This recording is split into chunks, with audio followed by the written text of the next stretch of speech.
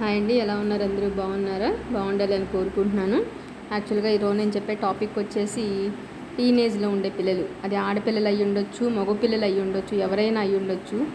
వాళ్ళు age effect వాళ్ళు ఎలా ఉంటే వాళ్ళకి ఎలా అనిపిస్తుందంటే, వాళ్ళు ఇష్టపడిన వాళ్ళు అయ్యి ఉండొచ్చు, వాళ్ళ ఫ్రెండ్స్ అవ్వచ్చు, ఎవరికన్నా అవి ఉండొచ్చు. వాళ్ళకి గిఫ్ట్స్ ఇవ్వటం కోసం కానీ, వాళ్ళకి ఏదన్నా పని చేసి పెట్టడం కోసం కానీ, వాళ్ళు చాలా వాళ్ళ దగ్గర ఇంప్రెషన్ అనేది తీసుకోవడం కోసం చాలా కష్టపడిపోయి ఇంట్లో వాళ్ళని పీకు తింటారనమాట. ఇంట్లో వాళ్ళ దగ్గర అమౌంట్ తీసుకోవటం, ఇంట్లో వాళ్ళకి ఏదో సాకులు అబద్ధాలు చెప్పి ఇక్కడ తీసుకునే అమౌంట్ తీసుకువెళ్ళి అక్కడ వాళ్ళకి గిఫ్ట్స్ ఇవ్వటం రూపం కానీ, వాళ్ళతో సరదాగా స్పెండ్ చేయడానికి కానీ, లేకపోతే వాళ్ళకి ఏదో పాకెట్ మనీ లాగా వీళ్ళు వద్దరిచ్చి ఇవ్వటం కానీ, ఇలాంటివన్నీ జనరల్గా ఏమైనా కొనివ్వటం కానీ, ఇలాంటివన్నీ ఆడపిల్లలు కానీ మగపిల్లలు కానీ కామన్గా జస్ట్ కామన్ థింగ్ ఇది. వాళ్ళు ఇవ్వటం అనేది తప్పు అని నేను అనట్లేదు, వాళ్ళు ఎవరిష్టం వాళ్ళది. కాకపోతే ఏంటంటే ఒకటి, ఆ తల్లిదండ్రులు అనే కష్టాన్ని వాళ్ళు వాళ్ళ పిల్లల కోసం అంత కష్టపడి చేసుకుంటున్నప్పుడు అది మీరు మిస్యూజ్ చేయకూడదు. అది ఎంతవరకు మీ వరకు మీరు కష్టపడటం కోసం, మీరు ఖర్చు పెట్టుకోవడం కోసం మాత్రమే పరిమితం అయి ఉండాలి.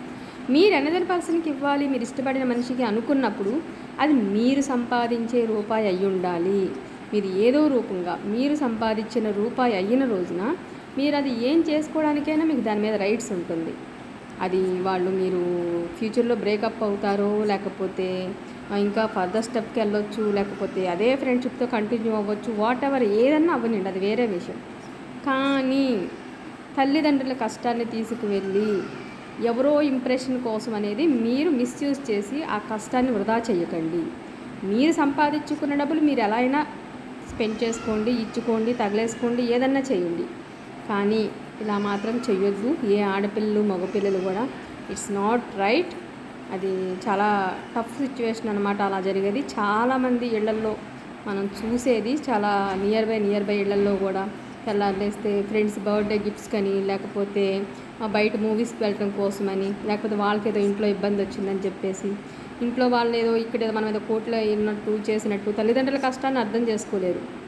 కానీ అవతల వాళ్ళని ఇంప్రెషన్ పొందడం కోసం వాళ్ళకి అన్నీ చేసేసేయాలన్నమాట.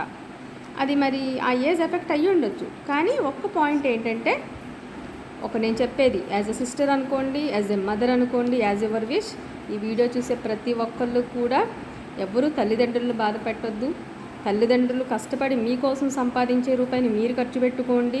మీరు మిస్యూజ్ అవ్వకుండా మీరు జాగ్రత్త చేసుకోండి. అంతేకాని మీరు వేరే వాళ్ళకి ఎవరికో ఇవ్వటానికి మాత్రం ప్రయత్నించకండి. అది చేసే 100% రైట్స్ ఉన్నాయి. ఎప్పుడు మీరుంటూ మీ అంతటా మీరు రూపాయి సంపాదించుకున్నప్పుడు దాన్ని మీరు ఏదైనా చేసుకోండి. అప్పుడు ఎవరు మిమ్మల్ని క్వశ్చన్ చేయరు అని నా ఒపీనియన్. నేను చాలామంది పేరెంట్స్ ఇలా సఫర్ అయ్యే వాళ్ళని చూసి నేను ఈ వీడియో చేస్తున్నాను. ఏ ఒక్కళ్ళిద్దరు మారినా హ్యాపీ. Thank you.